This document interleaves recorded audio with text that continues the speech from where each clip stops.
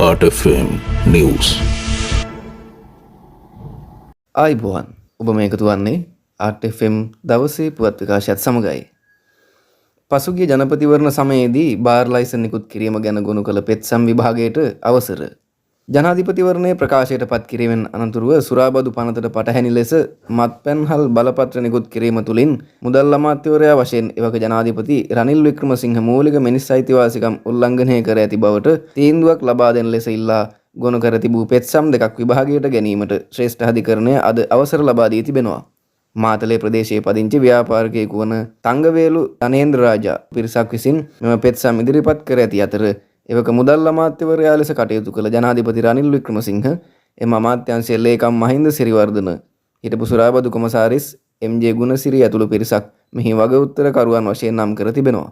පෙත්සම් කරුවන් වෙනුවෙන් පෙනී සිටි සංජීව ජයවර්ධන සහ සාලිය පීරිස් යන ජනාධිපති නීතිඥවරුන් අධිකරණය හමුවේ කරුණු දක්වමින් ඉකුත් වසරේ ජනාධිපතිවරණයේ ප්‍රකාශයට පත් කළ ජූලි මාස 26 වෙනිදා සහ ජනාධිපතිවරණය පැවති සැප්තැම්බර් මාස 21 වෙනිදා අතර කාල සීමාව තුළ වග උත්තරකරුවන් විසින් නීතියට පටහැනි ආකාරයට අලුතින් මත්පැන්හල් බලපත්‍ර නිකුත් කර තිබෙන බවත් හිටපු අමාත්‍යවරයෙකු වන ශාන්ත බණ්ඩාරගේ 19 හැවිරිදි පුත්‍රයාටද මේ යටතේ මත්පැන්හල් බලපත්‍රයක් නිකුත් කර තිබෙන බවත් පෙන්වා දුන්නා.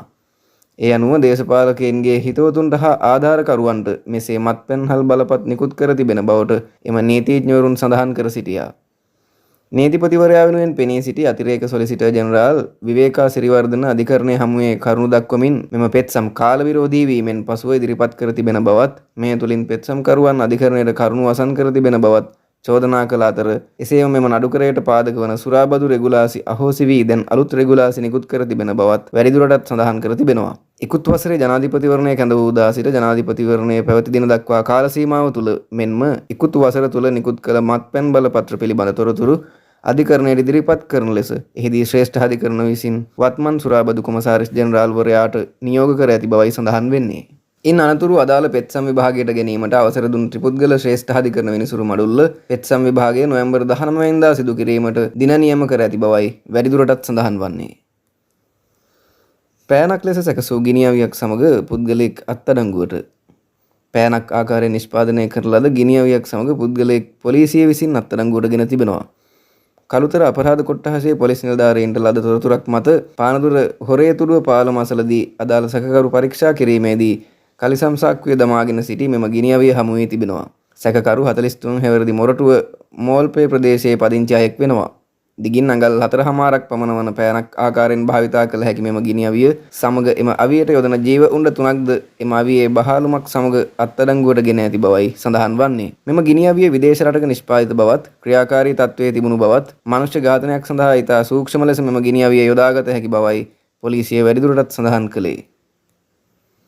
සෑම සිසුවෙකුටම අනන්‍ය වූ දත්ත ගොනුවක් සහ හැඳුනුම්පතක් හඳුන්වා දීමට පියවර.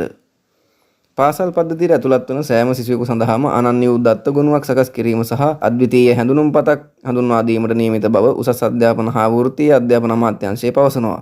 2026 වසරේ සිට ක්‍රියාත්මක කිරීමට නියමිත අධ්‍යාපන පරිවර්තනය යටතේ අධ්‍යාපන ක්ෂේත්‍රයේ සමස්ත තොරතුරු ඇතුළත් ජාතික අධ්‍යාපන දත්ත කළමනාකරණ පද්ධතියක් නිර්මාණය කිරීම සම්බන්ධයෙන් උසස් අධ්‍යාපන හා වෘත්තීය අධ්‍යාපන අමාත්‍ය අග්‍රාමාත්‍ය ආචාර්ය හරිනි අමරසූරියගේ ප්‍රධානත්වයෙන් එම අමාත්‍යාංශයේදී පැවති සාකච්ඡාවකදී මේ බව තීරණය කර තිබෙනවා. ජාතික උපැන්න සහතිකයේ විභාග ප්‍රතිඵල කුසලතා නිපුණතා ඇතුළු දරුවන්ගේ සියලු දත්ත මෙම පද්ධතියට ඇතුළත් කිරීමට මෙහිදී යෝජනා කර තිබෙන බවයි සඳහන් වන්නේ.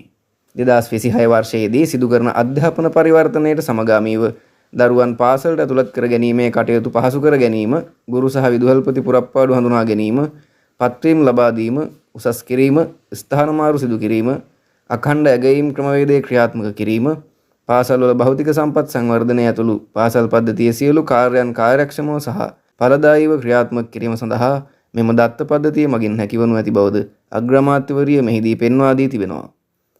2026 වසරේ සිට පළමු වසරට සහ 6 වන වසරට ඇතුළත් වන දරුවන් මූලික කර ගනිමින් මෙම දත්ත පද්ධතිය ආරම්භ කිරීමට නියමිත අතර ඒ සඳහා අවශ්‍ය සහාය ශ්‍රී ලංකා ගුවන් හමුදාවේ තොරතුරු තාක්ෂණ අංශය මගින් ලබා දෙන බවයි වැඩිදුරටත් දැක්වෙන්නේ. RFM News සමගින් මම සමීර ලියන්වල. රටේ ලෝකෙ සිදුවන උණුසුම් පුවත් දැනගන්න RFM YouTube නාලිකාව subscribe කරන්න.